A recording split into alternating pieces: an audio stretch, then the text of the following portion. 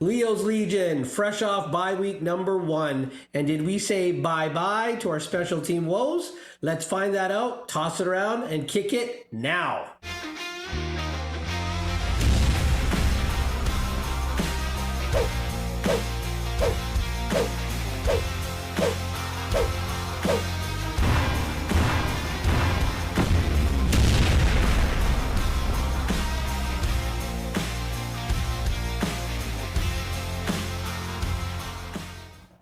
Leo's Legion, kicking it with the 3 down bros, Greg, Arthur, Roland. As I said in the intro, did we say bye-bye to those special team woes?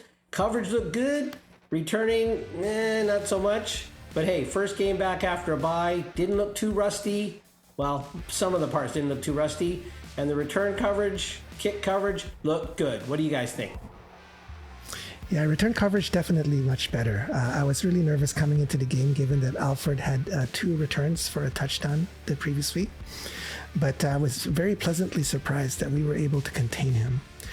But would I go so far to say bye-bye to our special teams woes? I'm not sure. Might be premature. It's just one game.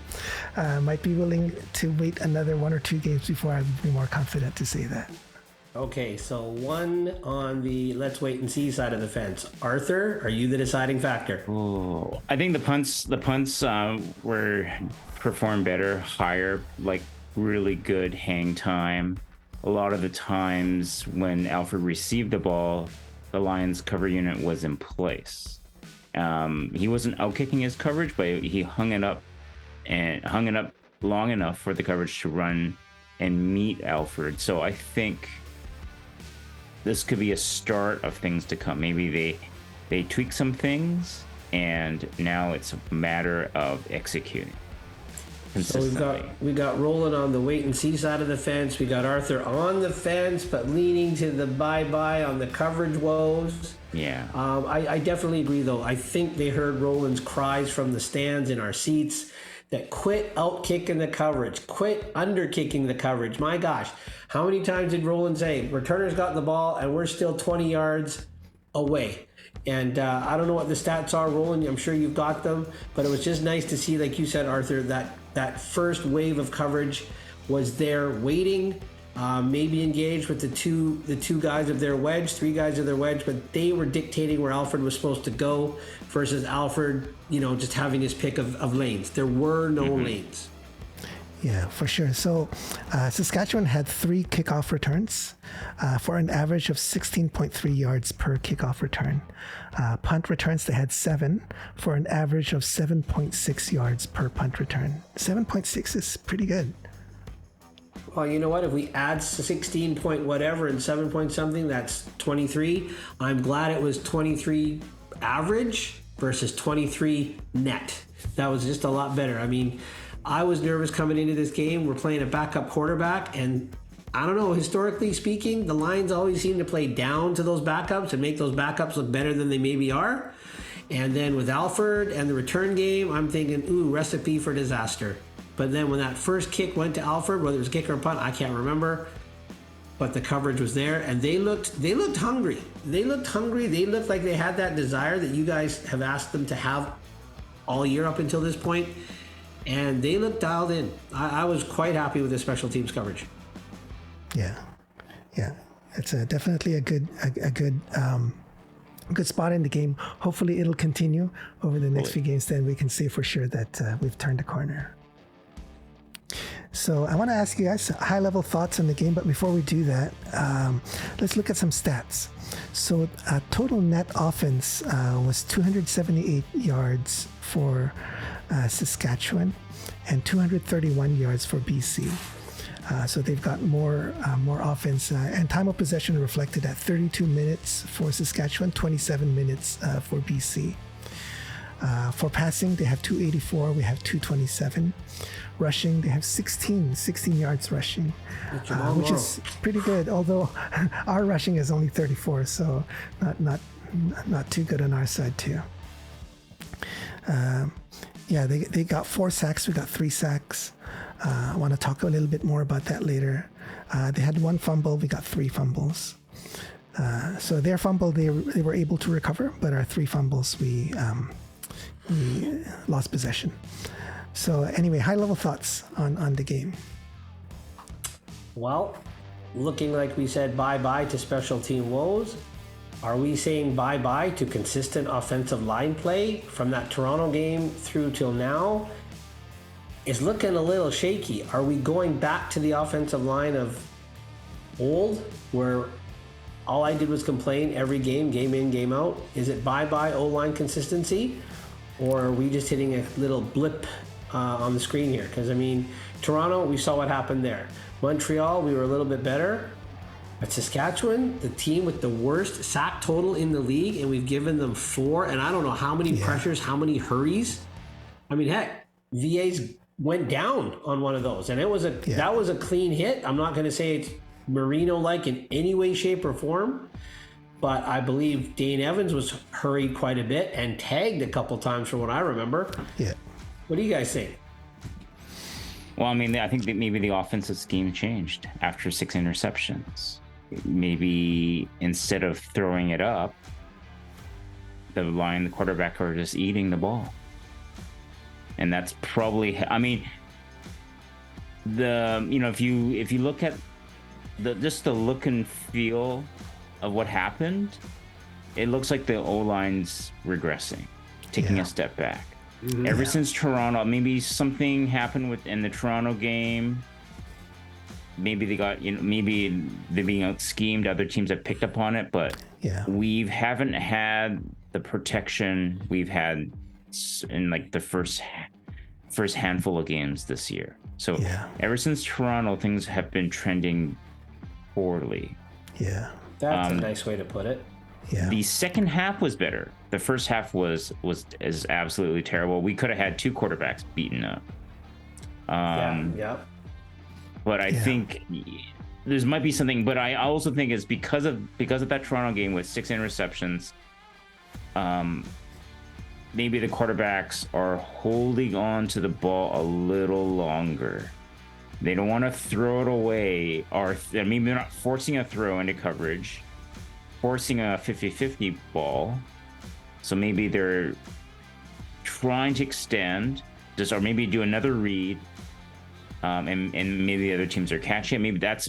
I think that has something to do with it. But I think some of these sacks, like the D lineman is coming in clean. Yeah, so I was about to say that too. Maybe what you're saying has a little bit to do with it, where we're holding on to the ball longer, but some of the sacks, and we'll see that later when we look through the play, some of the sacks are pretty fast. Like, he hasn't had much time to go to the second or third read, and it's there. So it's just either the O-line was beat or he came in clean. So whatever it is, I think the O-line's got to fix it, because we can't continue like this. There's no way that we can we can beat teams if our O-line's not producing. Yeah, I'm not sure if it's confusion, laziness, a combination of both, but that interior 3, and I mean, I thought Michael Couture would be an upgrade, and I mean, up to this point he has been, and he admitted it himself. He played horribly in that first half, but Couture, Pearson, and Chung, they looked discombobulated. They looked, I don't know, there was no communication. They just looked beyond out of sync to me, like lazy, bad footwork. I don't know. Were the stunts confusing them? Because you think they would have fixed that since Toronto. I don't know, but they looked terrible. And Pearson, he's been Jekyll and Hyde on a couple games this year, and that's not even the quarterback's blind side. Yeah, it looks like the stunts were confusing them. We'll go through the plays. The second half, I think Saskatchewan had less stunts. But that was my feeling. I'm not sure if that's true or not. It seemed like they had less stunts in the second half. So the first half they had more stunts, and that confused our O-line. How about we are on our second running back, and our second, can I say, smallish running back? Yeah. Who's like a rookie in this league, on this team, and new to the team in this league. And I'm wondering if it's somewhat personnel, if they had a back who can block and maybe pick up someone coming late. Yeah. I wonder if that would help. Yeah, that was my feeling too. Like Harris when he was a running back, and even Butler, was fairly good at picking up those late guys coming in. That maybe that's what we're missing too. Yeah, and I was going to ask the other thing. Did Saskatchewan have an intensity in the beginning of the game that we just couldn't match in the trenches? And I mean, maybe because they came so darn hard, they ran out of gas a little bit, as the TSN guy said in the second half. And, we just hung in there. But, I mean, Saskatchewan, everywhere they go, it's kind of like a home game for them. They've got, like they said, the most well-traveled fans of any team in the league. And, I mean, they were coming, I think they were like almost twice the speed. Yeah. As our O-line. I mean, intensity-wise, they were double. The speed, they were double. Engaging and disengaging the blocks, they were. Maybe that speed and intensity is what confused us versus the scheme. What do you guys think? Well, I think that's a really good point. Yeah, they definitely had it in the beginning. For the first half, they were very dominant. Their front, very active, and maybe it's a combination of BC coming off a bye. They're hungry. They were 3-2. They're maybe looking at BC as a statement game for them. Yeah, to climb up. It's a Western team. Yep, yeah, absolutely. It's a Western team. Yeah, so they definitely wanted it. And I'm not saying that BC didn't want it, but you're coming off a bye and settling in. Was it the third series? Vernon goes down. Yeah, and then it's kind of deflating. It was good to see Evans come in and on his second series get the touchdown. First series. He got first touch series. on his first series. Yeah, first touch. Yeah, first series. Yeah, I mean, hey, we've got some, in McAvoy and Campbell as our co-GMs. They had the foresight to see, veteran backup for Nate by bringing in VA, and now veteran backup for VA by bringing in Dane Evans. I mean, that's some shrewd, smart, foresight, foreseeable, foreshadowable, whatever you want to call it. I'm not an English major, but I got to give kudos to the GMs for doing that, and then having Dominique Davis. I mean, there's still some experience there. Maybe not the skill set, and the polish, but there is some experience there too. So again, not getting nervous, because they've been there, seen it, done it, kind of thing, right? Yeah, for sure. Yeah. Nice to see Evans pull a touchdown on that first drive. Though, that was the only touchdown in the whole game. So it was high-level thoughts. It was a very boring game to watch. It was. It was a defensive battle. Roland, Arthur, come on. Everybody loves defensive football. It puts butts in seats. NFL style, right, Greg? Yeah, but the NFL games at least have running games for those defensive battles. I mean, I don't think any running back broke anything more than 10 yards in the meat of the game. Yeah. I mean, how many times do you hear use the running game to take that pressure off your quarterback when they're sending all those guys? Even when we tried to use the running game, there were so many guys in our backfield by the time the handoff was done, Shivers had nowhere to go. Yeah. But then again, on the flip side, neither did their feature back Jamal Morrow. I'm beyond happy with the way the D took care of that running game. Mm-hmm. Yeah. Some of those hits on Morrow, to me, a defensive guy, was worth the price of admission. Let me tell you. Yeah. We stuffed him not just in the runs, but also in the when he caught the ball. Like behind the line of scrimmage, and he only got like a few yards. I think six was his maximum. I think so. All right. So for this episode, we've got 4 chunks that we've set up. So 4 things we want to talk about. The first set of plays is Adams under pressure. The second set of plays is our sacks given up. So this goes towards the O-line maybe regressing. The third set of plays is the Evans touchdown drive. That's nice, for him to come into the game and get a touchdown right away. In the interview, he did say that he wanted, coming in, everyone was deflated. He wanted to get people's confidence back up, right? So I think they managed to do that with that drive. Would have been nice to see a few more touchdowns, but that was the only one. And then the fourth set of plays is protecting the ball. We fumbled the ball 3 times in this game. So let's look at the first one here. So this one, this set of plays is Adams under pressure. So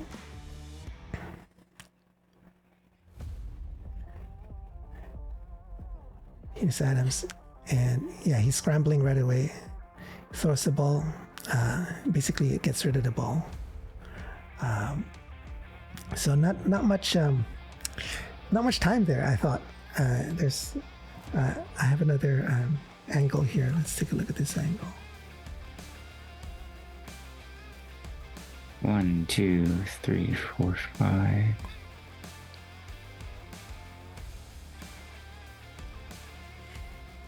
Perkins should be ashamed of himself on that one. Yeah. So Yeah, Perkins standing there watching as that guy tees off on his quarterback. That's just shameful. Perkins and Chung, that was a very weak right side that game. yeah. There's a stunt. Actually, they sent 6. He sent 6. 6th guy came late. Yeah. So this was near the beginning of the game. This was at the 14-minute, 13-second mark. So part of the first drive. Yeah. So our O-line got a bit confused there. And then here's another play. This one, he gets sacked, but the sack was called back because there was a holding on Saskatchewan. But we still got sacked, I mean, if it wasn't for the holding. Again, showing 5. And only bringing 4. Look at that. Bringing 4 and 2 are on him. Yeah. So again, there was another stunt here too. Kind of.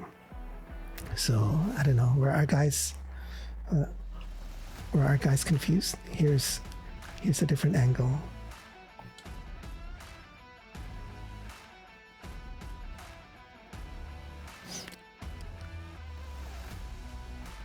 Yeah.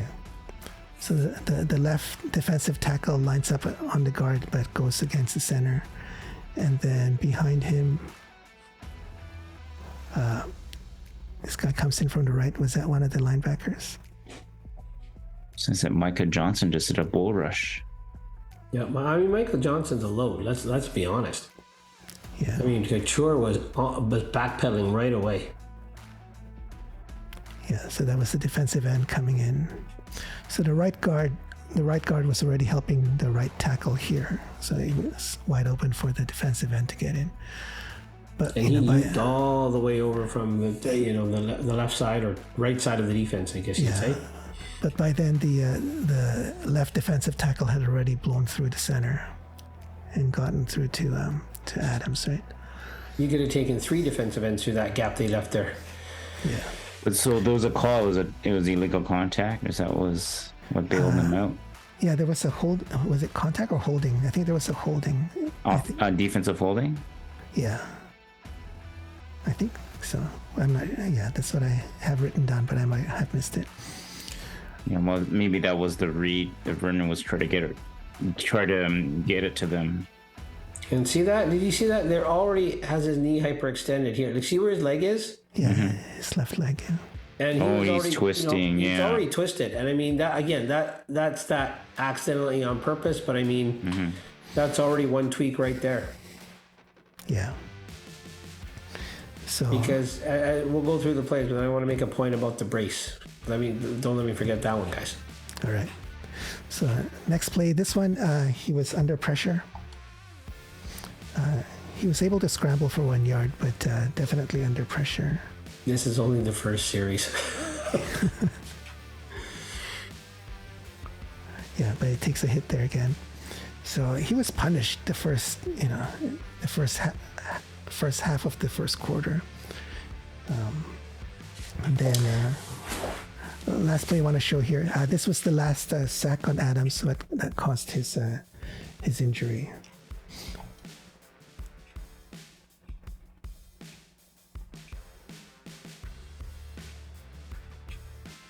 Oh, right clean. Yeah. Well, they were feasting. That D line was feasting. Yeah.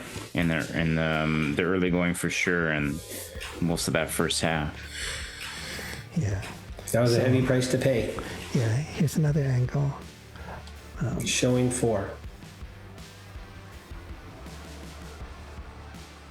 And then, 5 comes late and clean. Look at that. Yeah. And Perkins, I think that's Perkins, right? So. Beat clean. Yeah. So the right tackle was completely beat. And then a middle linebacker comes in free. Yeah. Yeah. So, yeah, this is where he got hurt. Okay. So, yeah, you were saying, Greg, you wanted to talk about a brace? Yeah, I just noticed, like, you know, Adams here, like, you know, everybody was wondering if that's the hit that hurt his leg. And, you know, in talking to Arthur, when we watched the replay of that game, I think it was, you know, 3 or 4 before where it was hyperextended and, you know, a guy rolled up on it. Because I noticed when he went into the tent, when he came out, he had a brace on. And then he tried to get on the bike, no go, and he had a brace on. So that's when I was starting to think, okay, he's already got a brace on and he can't go. So that's got to be something a little worse than initially shown. So, I mean, it was just, you know, something that I don't think a casual fan would notice, but I'm like, he doesn't normally wear a brace on that leg, and he was not braced when all of those first contacts happened. So that brace was while they were in that tent for that long time.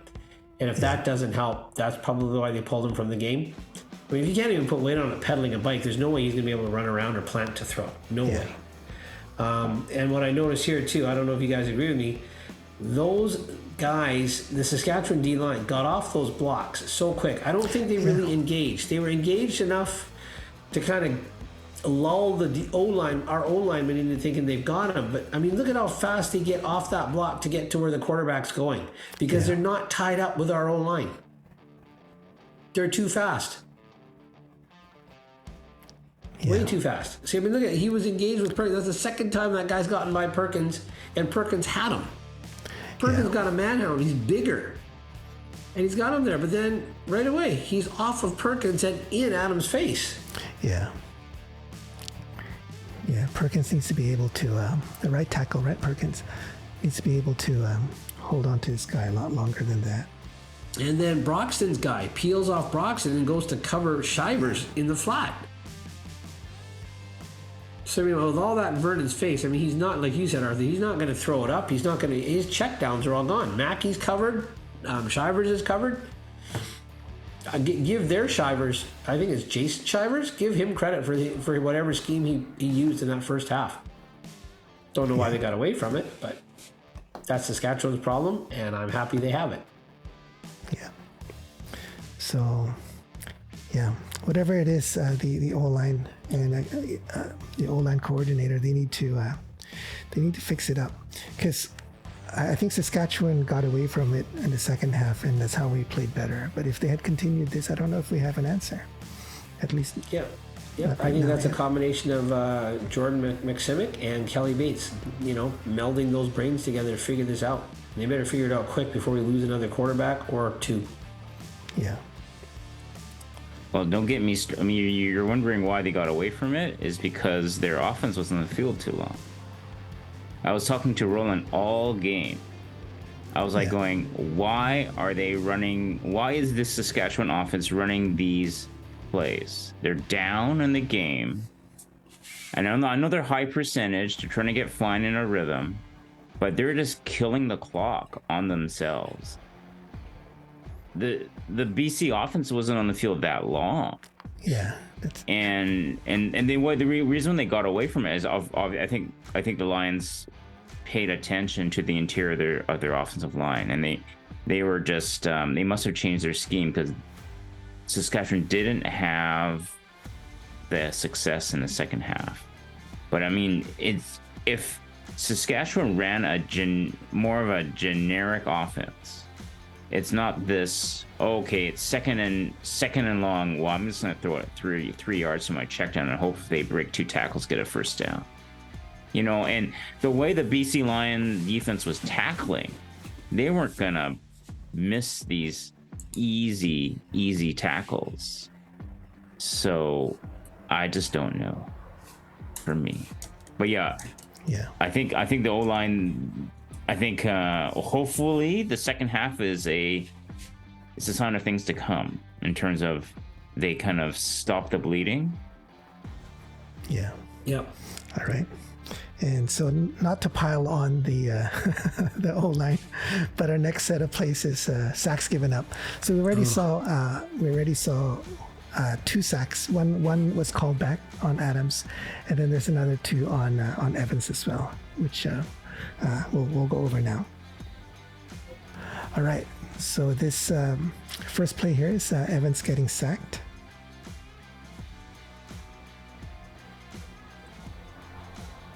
Oh. Yeah. That is just painful to watch. Yes, yeah. I've got a different angle here. Let's take a look at this other angle.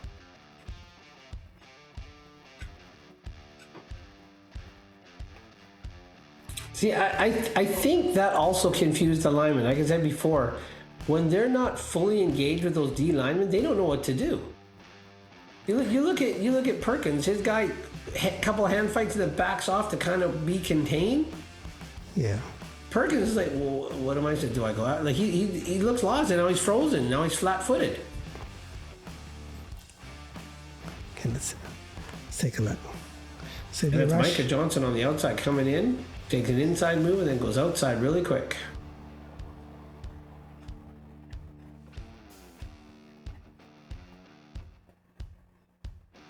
Yeah, so they did a couple of things here, right? So this guy comes out this way,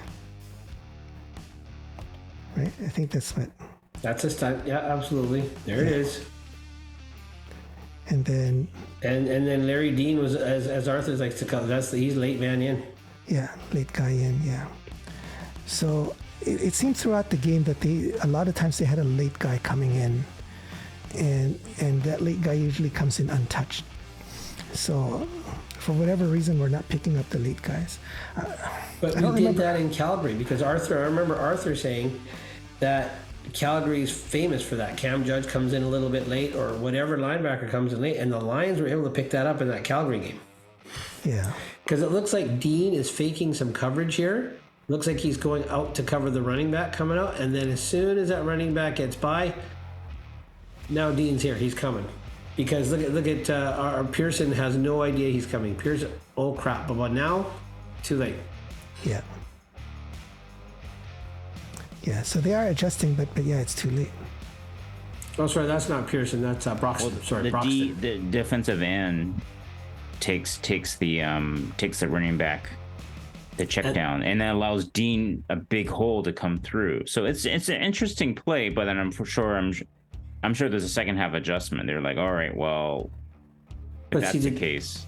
Did that confuse Broxton though? Right? Because of course it does. Yeah, my guy's gone. Now what do I do? Oh no, here comes the other guy. Well, maybe I should just look inside, and there's a massive the B gap is wide open, and then Dean's going right through it. Yeah, that's right. But by the time he realizes that Dean's already by his pivot point, and it's too late. Well, this is like I said, it's that second half adjustment. So then Broxton's probably like, okay, I'm gonna guard against that, or maybe Shivers does a different, like he checks down through the B gap versus going off tackle. All these small little adjustments, and that's maybe why Saskatchewan's rush wasn't as, like, their stunts weren't as successful in the second half. I mean, hindsight being what it is, you leave Shivers in to chip on Dean and then go out for a pass. You know, maybe that was an adjustment they made in the second half. Left the back in a little longer. I mean, here he's clearing out right away. Yeah. I don't know. I don't remember seeing Shivers, chip on anyone even in the second half.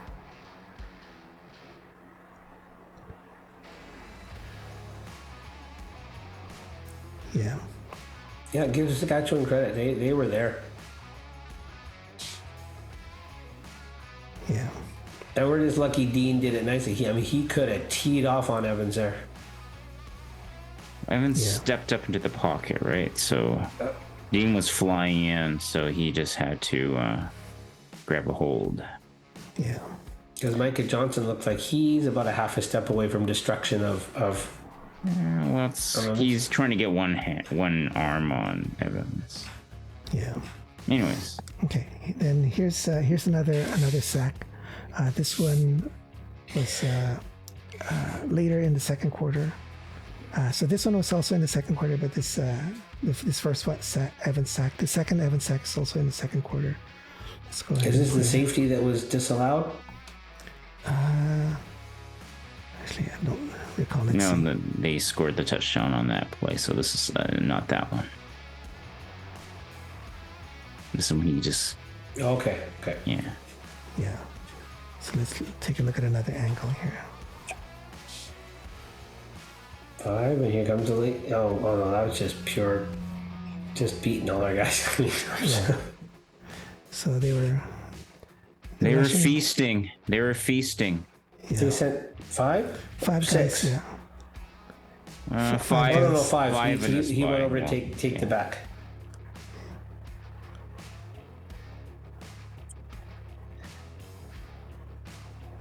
Yeah. See, Evans is probably trying to hit Travers, but he's got a guy in his face and a guy closing on his back quickly. So you see this guy engages with our left guard. This guy engages with our left tackle, and then this guy overloads the left tackle, right? So when he comes in, our left tackle releases and takes the inside guy, which is what he's supposed to do. Mm-hmm. But at this point, there's no more running back here, and it's Evans' blind side. So yeah. So it's good scheming on. I mean, I guess he sees it on his peripheral vision. He steps up, but by then there's nowhere to go, right?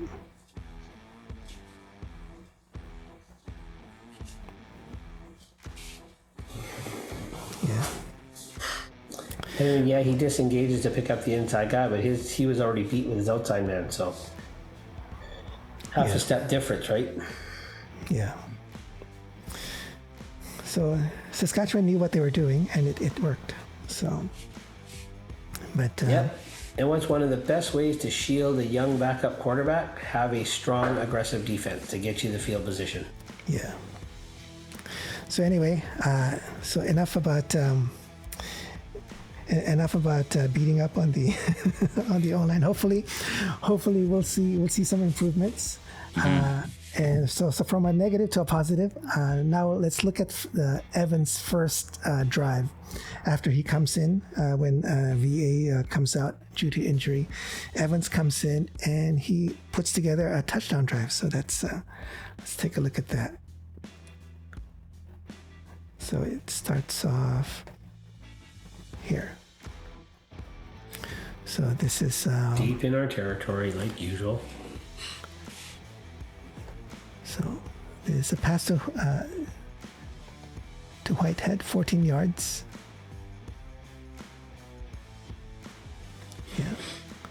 So pretty good. I think was this his first play, right? Don't recall. I believe so. Yeah, that was his first play. And then the next play, Evans was sacked. And this was for the safety, I believe, right? Yes, I think so, yeah. So there was a flag on us, so that wipes out Whitehead's catch. Yeah. So this one was clearly, Evans was pulled down by his head, right? So that was clearly a penalty. But again, they were in there. Yeah, they were in there pretty quick. Yeah, and they were only in there said like 4. Yeah. So both our right guard and our right tackle were beat. So that was that. And then I'll skip the replays here. Then next one we have a Shivers 6-yard run.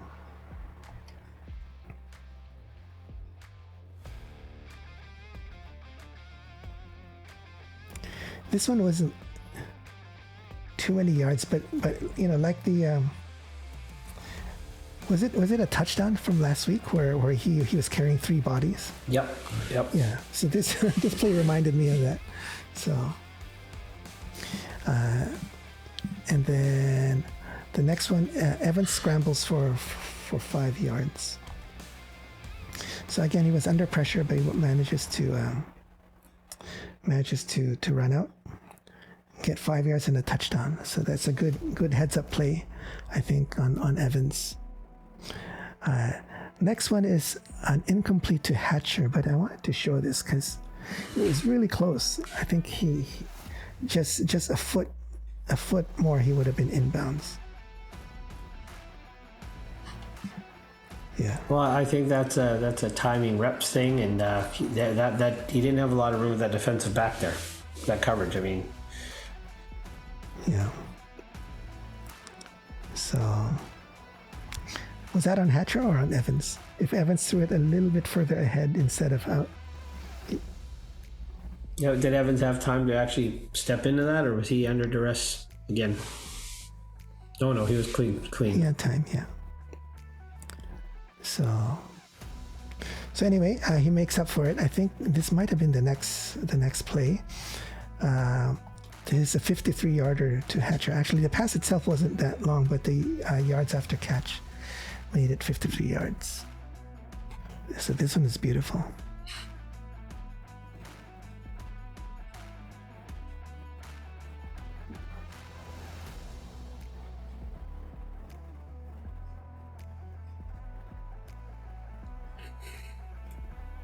Yeah. Don't you wish you had Lucky Whitehead speed there, eh? I've got a different angle here. But you see, Evans got it out really fast too, right? He got the ball out really fast. So, did that play into, into Saskatchewan changing their scheme?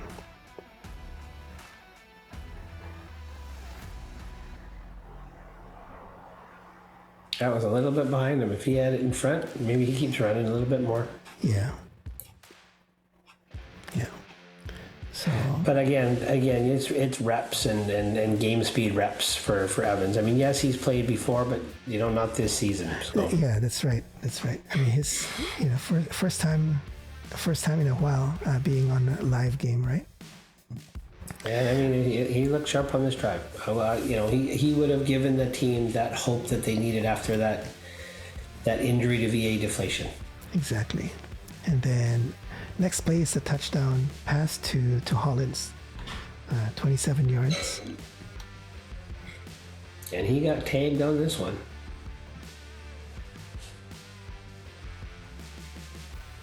Yeah, that was beautiful. So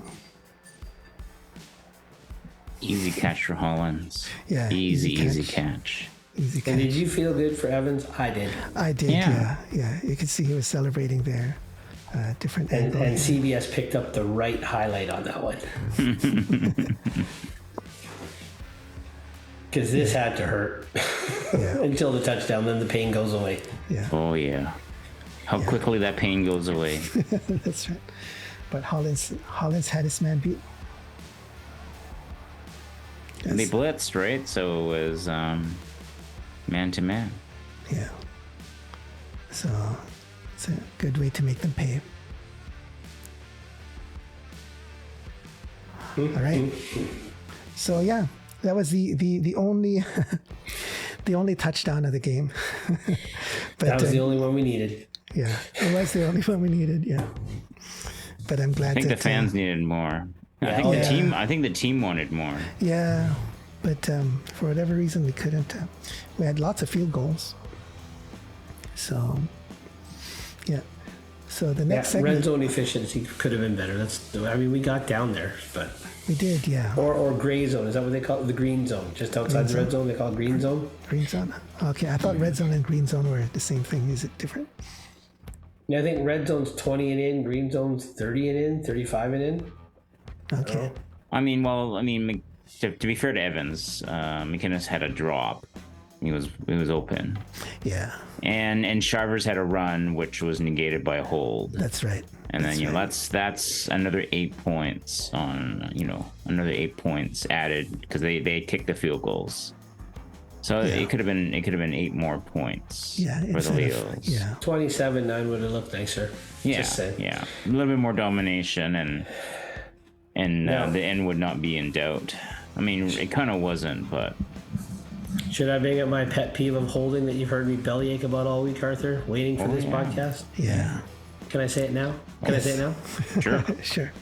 Had that been Toronto number 86 on that Shivers run, that's not a holding call.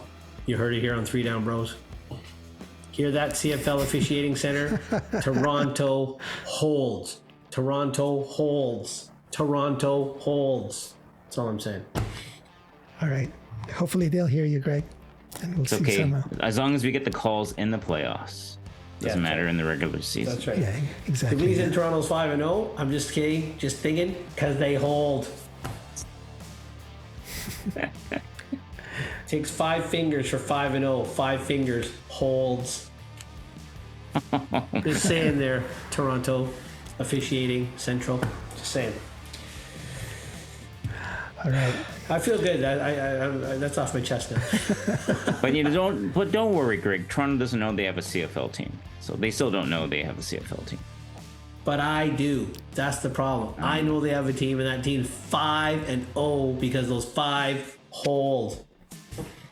Let them be the number 1 ranked team in the CFL until the playoffs. Whatever. Yeah, that's right. Doesn't Actually, matter. I don't mind them being ranked number 1, as long as when we meet them in the in the Grey Cup, because we're not meeting them again.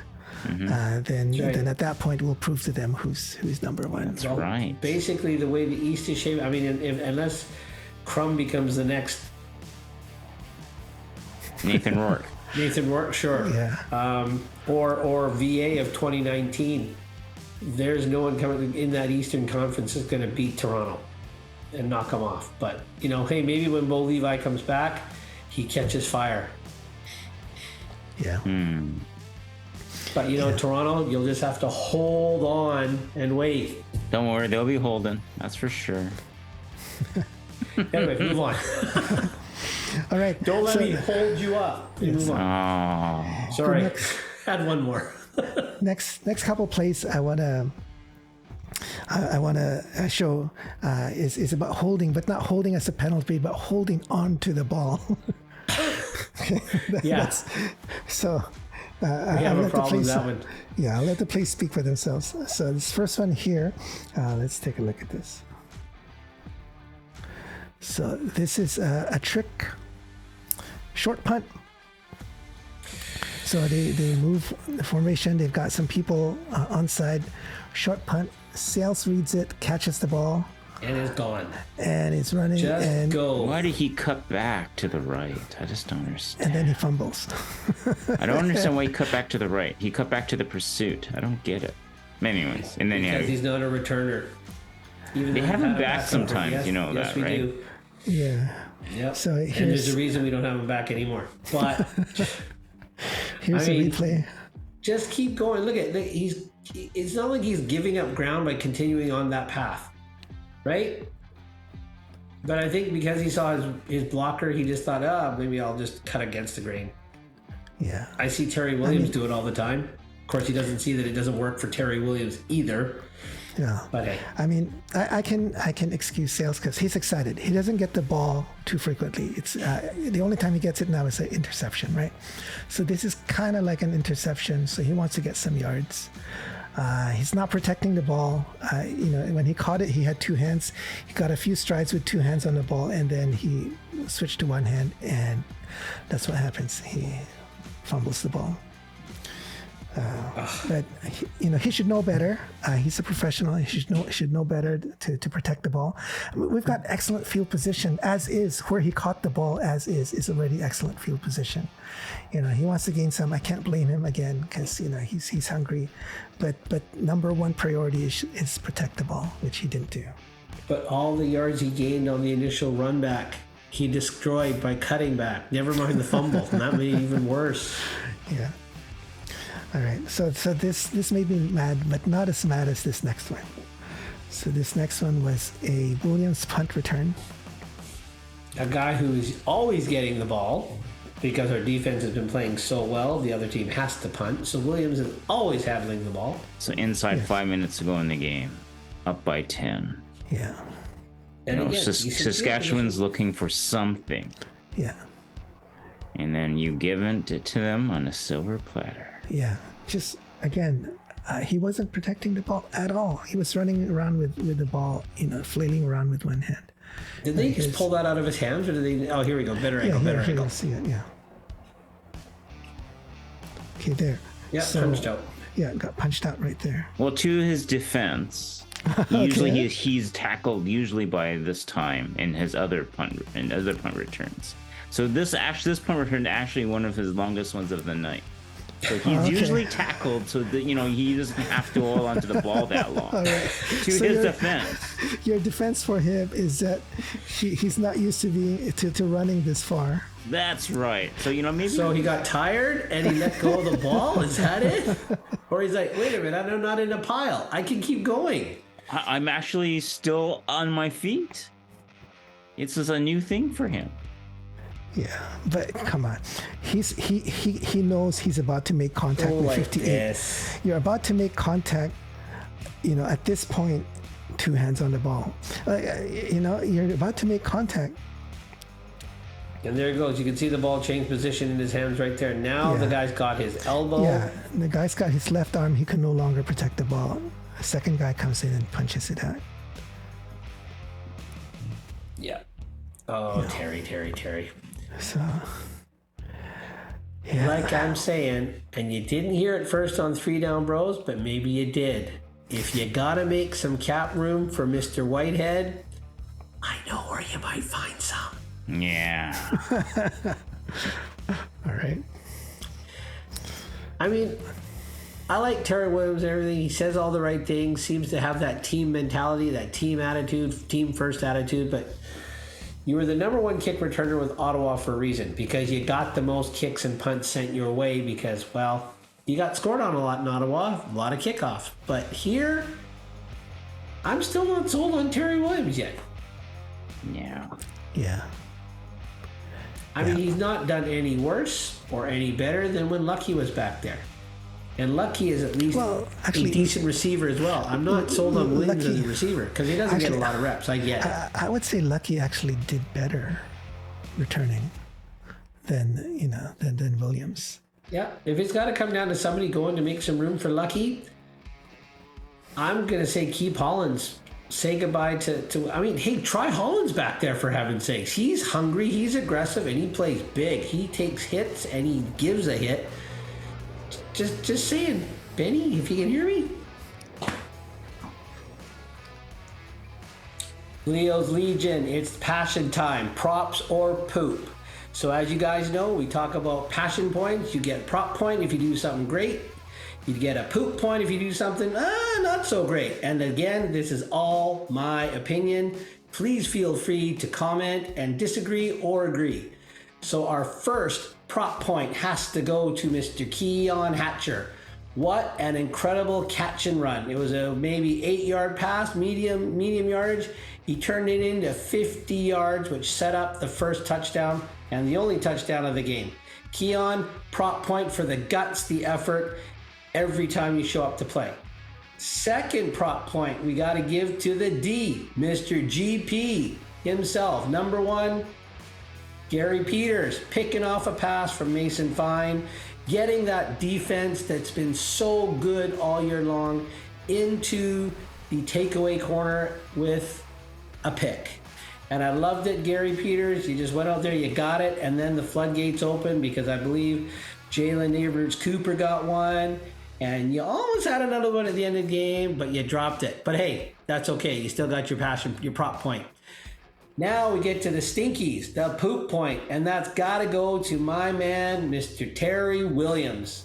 How on earth do you, as a seasoned returner, drop the ball? How do you go down without protecting the ball when you, as a returner, run into crowds? which, as I bellyached on this segment every time, don't run into your blockers. Take the vector, go to the sidelines, get some positive yardage. Well, that's it for the props and the poops, but I got to give some honorable mention to some units and some guys. Definitely an honorable mention for prop points, the entire special teams coverage unit. You guys boxed up, packaged, shut down. You were the Goombas to Super Mario. You kept Alfred cornered, confused, and in a box. Loved it. And I gotta give a honorable mention, poo point, to the offensive line, particularly the interior of that line. Center, guard. You guys stunk it up in the first half. It got your starting quarterback dinged. It almost got our second quarterback dinged with some of the tags he took. But hey, you know what? You guys brought it back in the second half. And as Arthur said earlier in our show, hopefully that's a sign of things to come. And one last honorable prop point goes to Mr. Woody Barron. You were in that backfield all night, and I loved it. That's it for this week. So if you've been called out on the poop, prove me wrong like Matthew Betts did, and he went on that sack tear after we called it out in our very first Passion Corner segment. Terry Williams, bust a couple. We're out. Awesome. Wonderful. I sure that was my hope, best on Cherry. What do you think? I sure hope we get the same reaction, that we saw with Betts after you called him out with Williams. That would be wonderful. Well, there was this wonderful article, and then on one of the Arrows Up segments about Terry Williams, how hard he works because Mama expects him to. Well, I ain't his mama, but I expect a lot more out of that return game than he's given us.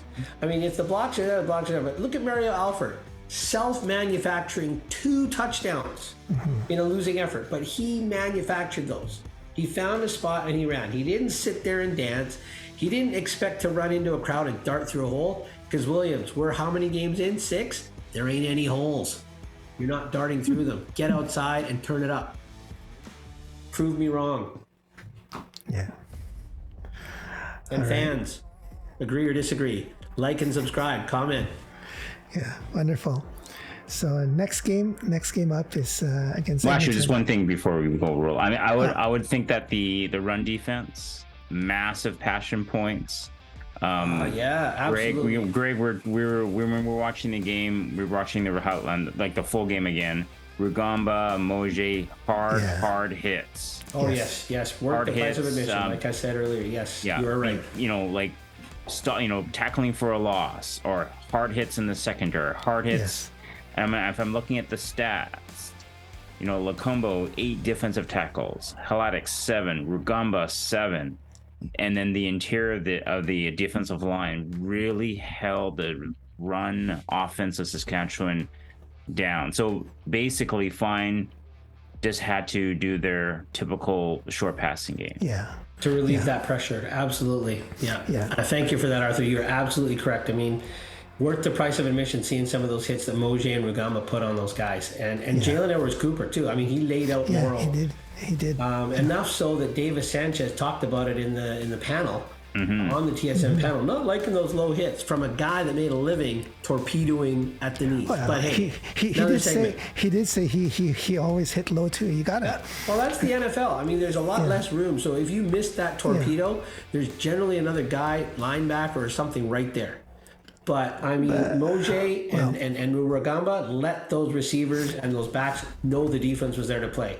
Thank you for bringing that up, Arthur. I'm my hats off to the D, and my big apologies. I should have given them definitely an honorable mention for sure. But you mentioned torpedo. I just want to mention I'm okay with the torpedoes as long as you still wrap up. Yes, you gotta wrap up. Well, I think too, if you do the torpedo and you wrap up, that almost stops you from spearing through that knee because you're there and you're wrapping. So that's giving that knee some support as you hit it. So I totally agree with you, Roland. And it looks nicer when you wrap up too. That not that you're trying to take out a guy's knees. But actually after the first quarter, Saskatchewan's rushing yards was negative. The whole first quarter, I think it was -6 or something like that. Yeah. And I think the TSN guys made the comment that, you know what? They're not getting pressure on the young quarterback. Why? They're not getting pressure. And then the other, I can't remember if Suter said it, and I don't know the name of the play-by-play guy. But one of the others said they're not getting pressure, and the other said, well, that's because they're bottling up that run. And tackles for loss on the running back are just as good as a sack. Yeah. Mm-hmm. Yeah. And again, Mr. Betts, you got one in this game too, so good on you, man. Keep it up. That's right. Yeah, we're cheering him on. We want to see him hit that record. Be nice. All right. So I guess that's it for this week's episode. Next game against Edmonton. Yeah. Any predictions? Greg, Arthur? I'd like to make a caution. Don't play down to what that record says. I mean, Coach Campbell said it post-practice. They're not looking at that. Edmonton's a good team. Their defense comes to play. Maybe they peter off in the second half like they've shown, but sooner or later, they can't be that bad for that long. Sooner or later, they're going to get it all together. And I do not want to be the team where they get it together, because this is another Western opponent that we need to beat just to keep our Western, dare I say domination, our Western record intact, because I think we've beat everybody now already, haven't we? Yes, They beat all the Western teams, yeah. So let's just keep it up. But yeah, their defense, their secondary is aggressive. Their front four, Serezna, very aggressive. Yes, our O-line better get their act together for this game. Yeah. And their special teams are pretty darn good too. And So like Dane Evans starts. Rhymes is gonna sit this game out. Rhymes is getting his body right. Yeah. I think they said it's his knee, but again, let's just call it the way the NHL does, LBD or LBI, lower body injury. So I'm wondering if Shivers and Evans got to get on the same page in terms of like when Shivers goes out in a pass pattern or a checkout and check down, and Evans has got to find him. Like, they missed on so many passes. They're gonna have to get on the same page. I don't know what's happening. I'm wondering even if Shivers is gonna, if like Smoke is ready to come back in. I'm wondering if they make a change. It'll be interesting to see, but probably it's going to be Shivers for at least another game. Well, because I think Smoke's battling a knee, is he not? Yeah. Yeah, I'm not sure what the status is. Prediction on the game is going to be a tight game. Like Edmonton set the record on most home losses in a row. This is kind of a trap game. I'm thinking it's going to be a close game, and I think BC will pull ahead. They do have the better place kicker, and that's always a thing. And we'll see. But yeah, I like what you said, Greg. BC can't play down to their opponent. Nope. But they're gonna need something on offense. They're gonna need some big plays, and they just have to. And then Evans just has to take care of the ball. And the Lions are starting, like, last week they lost a turnover battle again. They're gonna have to. I want their defense somehow get some more takeaways. And on offense and special teams, stop the giveaways. Like the 1 week, 2 week, 3 games ago was six interceptions, and now we've kind of seen some fumbles kind of flowing into the Lions game. So they're gonna have ball security should be at a premium when your starting quarterback is not in the lineup, and maybe now your O-line is a little shaky. It's a little shaky, right? I mean, it wasn't like the rock it was the first 3 or 4 games this season. So, if Edmonton comes to play and they can get a couple of special teams touchdowns, then BC might be in tough. Yeah. I don't hear a prediction in there though. Oh no, I think he's. I did say. I think BC wins in a tight game. Yeah. Well, I mean, they've had 2 scrap'ems now. They've had this scrap one against Saskatchewan, and they had to gut one out against. Montreal was kind of. We had some touchdowns there. Who was that game before? Was it? They're all Lions of. Well, I mean, apart from the loss, the Lions have won by 2 possessions. Yeah, so I mean, this one was a scrappy, gutted out. I think they had to. Now, I don't think the crowd will be a factor in Edmonton because I mean, really, their crowds are diminishing with the home record. Yeah. But you know what? If Taylor Cornelius happens to catch fire, like that Dustin Crum with his legs, we could be in trouble. I think we need to have a ball control offense somehow and keep Cornelius on the sideline so he doesn't get in a rhythm. Yeah. Because he's that Kevin Brown, I think his name is number 4. Their running back is pretty darn good. But again, if we can bring that same run defense that we did against Morrow, and that same special teams coverage against Sims, I like our chances. It may not be a dominant win. I mean, look at Winnipeg was supposed to roll over them. Winnipeg had everything in their favor. They're playing winless Edmonton. They have a seasoned offense, and they were in a bad mood because they lost to Ottawa. They should have pummeled Edmonton, and they didn't. Because Edmonton, what was it, 6-6 at half? Yeah. And Winnipeg only wins by 2 touchdowns. Yeah. We don't have that same explosive offense that Winnipeg does because we don't have the weapons because, well, a couple of our weapons are shelved. But you know what? We still got Lucky Whitehead. We still got Keon Hatcher. We still got Alex Hollins. We still have Kotoy. We still have Shivers. We still have McInnes. Maybe McInnes has a huge game. I don't know. But yeah, I'm predicting a Lions win, but it's gonna come down to the wire. I agree with you, Arthur. It's gonna be, and we're gonna have to knock down, drag them out, scrap, ugly as sin win.